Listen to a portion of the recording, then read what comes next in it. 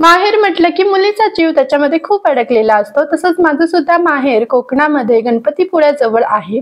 कोकणातील माझं माहेर आणि माझं माहेरचं घर आज मी तुम्हाला या व्हिडिओमध्ये दाखवणार आहे. तर मी सुरुवात करणार आहे आजूबाजूचा परिसर दाखवून. तुम्ही इथे बघताय की नारळाची झाडे वगैरे आहेत. परत हे जास्वंदीचं झाड आहे. पप्पांना झाडं वगैरे लावायची खूप आवड आहे. सो आम्ही लहान असताना ना त्यांनी झाडे लावली होती. ती आता खूप मोठी झाली आहेत. आणि हे मोठं अंगण आहे आणि या अंगणामध्ये पप्पांची गाडी वगैरे पार्क करायला इथं शेड बनवलंय त्यांनी. हे आंब्याचं झाड, परत ते कोपऱ्यामध्ये जास्वंदीचं झाड आहे. वेगवेगळे प्रकार आहेत जसे की अमेरिकन जास्वंदी वगैरे. तर ही बघा कोरफड, आणि ही कोरफड आहे ना आपल्या केसांसाठी खूप हेल्दी असते, चेहऱ्यासाठी सुद्धा. आणि माझ्या मम्मीने लावले होते लहान असताना, ते आता खूप मोठं झालंय. गुलाबाचं झाड आहे हे. आणि इथे जे तुम्ही बघताय ना हे छोटंसं आंब्याचं रोपटं आलंय. तर काय आहे ना, पप्पांना जशी आवड आहे तसेच त्यांचं बघून बघून ना माझ्या भावाला सुद्धा आवड निर्माण झाली. आणि त्याने सुद्धा आंब्याची कोय आहे ना ती अशी पुरली होती पावसाळ्यामध्ये, आणि त्याचं छान असं रोपटं तयार झालंय. त्यानंतर हे बघा अंगणामध्ये इथे या साईडला तुळस लावलेली आहे. आणि हे जे ते तुम्ही बघताय तर इथून घरामध्ये आतमध्ये जाण्याचा तो म्हणजे दरवाजा आहे, एंट्री एरिया आहे तिथून. तर चला मग आपण आधी पाठच्या साईडला जाऊया, ह्या साईडला. तर इथे सुद्धा तुळशीची झाडं वगैरे उगवून आलेली आहेत. पप्पांनी अशी सहजच बी वगैरे फेकली होती त्याच्यामुळे. आणि ह्या साईडून घर असं म्हणजे गेट वगैरे असं दिसतं बघा. आजूबाजूला सुद्धा म्हणजे बांधकाम वगैरे चालू आहे त्याच्यामुळे. हे जे तुम्ही जिना बघताय ना ते वरती टेरेसवर जातो, पण इथे सध्या काम चालू आहे त्यामुळे जाता येत नाहीये. आणि हो, आमच्या घराच्या पाठीमागे ना म्हणजे आजूबाजूला कंपाऊंड वगैरे सोडून आजूबाजूला ना करवंदीची झाडीच आहे नुसती. म्हणजे काय आहे ना, आम्ही जेव्हा नवीन नवीन राहायला आलो तेव्हा खूप सारी झाडं होती, पण आता सध्या प्लॉटिंग वगैरे चालू आहे इथे, त्याच्यामुळे करवंदीची झाडी जी आहे ना ती कापली आहे पूर्णपणे, कारण घर वगैरे बांधतायत त्याच्यामुळे. पण आम्ही जेव्हा लहान होतो तेव्हा करवंद वगैरे तोडायचो आणि खायचो. खूप छान लागायचं, खूप मस्त वाटायचं. जे की लोक सध्या आता विकत घेतात, ते आम्ही लहान असताना खाल्लेलं आहे. तर हा घराच्या पाठचा एरिया आहे. इथे जे तुम्ही बघताय ना तिथे मम्मी कपडे वगैरे धुवण्यासाठीचा तिने केलेला आहे पॅसेज. भांडी वगैरे घासायची असतील मोठमोठी, डबे वगैरे, तर त्यासाठी. आणि इथे त्या साईडला एक नारळाचं झाड होतं आणि इथे एक नारळाचं झाड आहे. त्याच्या बाजूला कडीपत्त्याचं झाड आहे. इकडे कडीपत्ता आहे आणि पाठच्या साईडला लिंबाचं सुद्धा झाड आहे, ते सुद्धा मी तुम्हाला दाखवणार आहे. तर अशा प्रकारे नारळाची झाडं आहेत, त्यामुळे कोकणात राहिल्याचं तर फील येतच. कोकण म्हटलं की नारळाची झाडे असतातच, हे तर तुम्हाला माहित असणारच. पुणे आणि रत्नागिरी खूप लांब अंतर आहे, त्यामुळे मला वर्षातून एकदाच यायला मिळतं. आणि कधी सुट्टी वगैरे असेल तर मी दिवाळीलाच येते सहजासहजी, किंवा मे महिन्याच्या सुट्टीमध्ये वगैरेच येत असते. आणि ही आहे आमची विहीर. आम्ही विहिरीचंच पाणी पितो. आमची ही स्वतःची विहीर आहे. ऑफकोर्स कंपाऊंडच्या आतमध्ये आहे, तुम्हाला समजून आलंच असेल. हे जे पायऱ्या वगैरे दिसत आहेत ना ते आमचं जे किचन आहे त्याच्या पाठचा भाग आहे. किचनच्या पाठच्या पायऱ्या आहेत, किचनच आहे तिथे. तर आम्ही विहिरीचं पाणी पितो आणि मला विहिरीच्या पाण्याचं महत्त्व खूप समजलंय सिटीमध्ये राहून. कारण सिटीमध्ये ना पुण्यात बोरिंगचंच पाणी असतं आणि ते आपल्या केसांसाठी बिलकुल चांगलं नसतं. बोरिंगच्या पाण्याने तर माझे केस एवढी गेलेत ना, आणि इकडे आल्यावर ना विहिरीच्या पाण्याने माझी केस खूप छान होतात, म्हणजे सिल्की सिल्की होतात. तेवढी जे विहिरीच्या पाण्याची मजा आहे ना ती बोरिंगच्या पाण्यामध्ये नाहीये. त्यामुळे असं आर्टिफिशियल लाईफ जगल्यासारखं वाटतं तिकडे राहून पुण्यामध्ये. पण इथे खूप छान वाटतं. विहिरीचं पाणी थंडगार आहे आणि विहिरीवर नेट टाकलंय कारण पाला वाचोळा वगैरे, घाण वगैरे पडू नये त्याच्यामुळे. आणि हे आहे आंब्याचं झाड. तिकडे एक आंब्याचं झाड होतं, ते एक छोटंसं माझ्या भावाने लावलेलं. आणि हे अशी 3 झाडं आहेत आमच्याकडे आंब्याची. त्यामुळे कोकणात राहायला तर हा एक फायदा होतो की स्वतःची झाडे वगैरे असतात, तर आंबे वगैरे खायला मिळतात ऑफकोर्स. आणि मेन म्हणजे ना सिटीमध्ये खूप महाग आंबे मिळतात, आणि सिटीमध्ये जे आंबे विकायला येतात ना ते कोकणातूनच आलेले असतात. त्याच्यामुळे कोकणात राहून आंबे खाण्याचा एक वेगळाच अनुभव असतो. तर मी तुम्हाला मगाशी सांगितलं की त्या साईडला कडीपत्त्याचं झाड आहे आणि तिकडे एक लिंबाचं सुद्धा झाड आहे. तर हे आहे ते लिंबाचं झाड. हे जे लिंबाची जात आहे ना ती वेगळी आहे, कारण आपण नॉर्मली लिंबाचा कलर असतो तो येल्लो असतो, पण हे जे झाड लावलंय ना पप्पांनी, तर हे जे लिंब आहेत ना त्यांचा कलर हिरवा आहे. ती एवढी पिकल्यावर एवढी मोठी होतात ना, आणि खूप रस असतो त्याच्यामध्ये.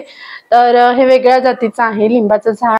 झालं मग इतकंच आणि इथून परत आपण वळलो ना की परत आपण जिथून स्टार्ट केलं होतं ना तिथेच येऊन थांबतोय. तर मग झालं अशा प्रकारे आहे माझ्या माहेरच्या घराचा आजूबाजूचा परिसर.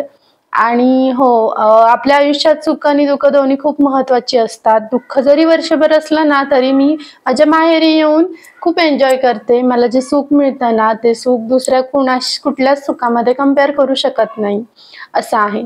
तर बघा आपण परत त्याच ठिकाणी आलो जिथून आपण सुरुवात केली होती दाखवण्यासाठी. तर अशा पद्धतीने आहे माझ्या आजूबाजूचा परिसर आणि हे जे कंपाऊंड आहे ना ह्याच्या बाजूला सुद्धा एक घर आहे. म्हणजे अशी गॅप ठेवून खूप सारी घरं झालेत. आम्ही जेव्हा लहान होतो तेव्हा एवढी काही घरं वगैरे झाली नव्हती. बट आता खूप घरं झालीत म्हणजे बांधकाम वगैरे सुरू आहे त्याच्यामुळे. आणि हो माझ्या पप्पांनी लहान असताना ना प्रत्येक वेगवेगळ्या प्रकारचे एका एका झाडाचे वेगवेगळे प्रकार लावलेले आहेत. जसं की जास्वंद म्हटलं तर अमेरिकन जास्वंद, गुलाब म्हटलं की पिवळा, ऑरेंज, पिंक मध्ये, परत रेड मध्ये गुलाब, असे वेगवेगळ्या प्रकारचे गुलाबचे झाडं लावलेली. आणि हे आहे गेट, इथून एंट्री होते आणि मग घरामध्ये जाण्याचं आहे. चला मी आता तुम्हाला आमच्या घराच्या आतमधलं दाखवते की किती बेडरूम आहेत, किती रूम आहेत, किचन वगैरे. चला बाहेरचा परिसर तर तुम्ही बघितलात. तर इथून आतमध्ये गेलं ना की पहिल्यांदाच लागतो हॉल. हा दरवाजा आहे, मेन एरिया आहे, एंट्री एरिया. इथून आतमध्ये गेले की हा आहे हॉल. ह्या कोपऱ्यामध्ये दिसतोय तो देवारा ठेवलेला आहे. इथे टीव्ही होता बट तो आता सध्या काढलेला आहे. हा पोर्च आहे, इथे सोफा सेट वगैरे लावलाय आणि तिथे ना फोटो वगैरे म्हणजे माझ्या लहानपणीचे फोटो वगैरे ठेवलेले आहेत. म्हणजे मी लहान असल्यापासूनच ठेवलेले होते बघा, इथे ठेवलेले आहेत ते आता पण आहेत. आणि ट्रॉफी वगैरे काय मिळालेलं बक्षीस वगैरे तर तिथे पप्पा ठेवून द्यायचे नेहमीच. आणि इथं गेलं की ह्या साईडला बेसिन आहे, म्हणजे कॉमन बेसिन आहे. आणि इथे हे आहे किचन आणि तो दरवाजा दिसतो ना तिथून मगाशी तुम्हाला पायऱ्या दाखवल्या, तिथं कपडे भांडी धुवायला केलेलं आहे मम्मीने. तर तिथून ते खाली गेलं की तेच आहे सगळं. तर एल शेप मध्ये किचन आहे, किचन ओटा आहे. आणि ही खिडकी आहे ना इथून म्हणजे बाहेरचं सगळं दिसतं. म्हणजे ती तुळस वगैरे तुम्हाला सांगितलं ना तर बाहेरून कोण आलंय कोण नाही तर ते दिसतं. हे अशा पद्धतीने माझ्या मम्मीने छान असं किचन ठेवलेलं आहे. हे दरवाजा तुम्ही बघितलात तर मगाशी सांगितल्याप्रमाणे इथून हे विहीर दिसते इथून आणि तो पॅसेज कपडे वगैरे धुवायचा.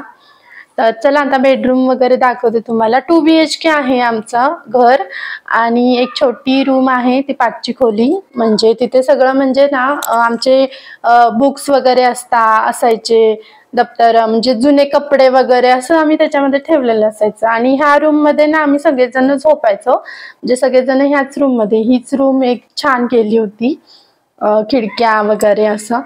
तर झालं अशा पद्धतीने हे आहे माझं कोकणातलं माहेरचं घर. तुम्हाला कसं वाटलं, छान वाटलं का सांगा मला नक्की कमेंट करून.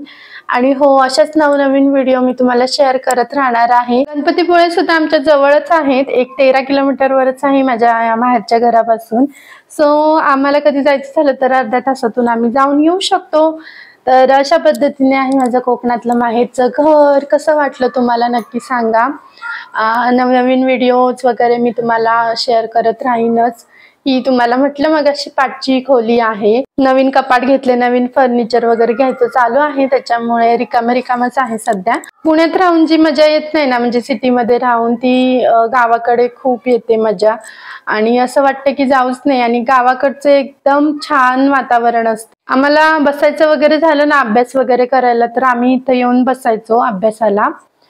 कारण ही तर स्टडी रूमच होती. मी लहान असताना इथे बसायचे. इथे एक सोफा सेट मधला एक खुर्ची इथे ठेवली होती आणि कपाट होतं माझं. आणि आता तिथे काय काय ठेवलंय माझ्या भावाने आणि बहिणीने.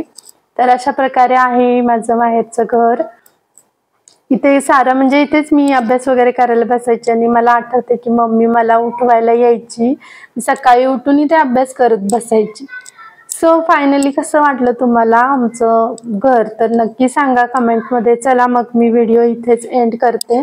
मग भेटूया आपण पुढच्या व्हिडिओमध्ये. तोपर्यंत टाटा बाय बाय. खूप सारं प्रेम द्या, खूप सारे आशीर्वाद द्या. तुमच्या आशीर्वादाशिवाय माझा म्हणजे चॅनेलला सपोर्ट अजिबात मिळणार नाही. So please please please support करा. मी एक मराठी मुलगी आहे, मला माझ्या चॅनेलवर खूप ग्रोथ करायची. असेच नवनवीन व्हिडिओ तुम्हाला शेअर करत राहायचे.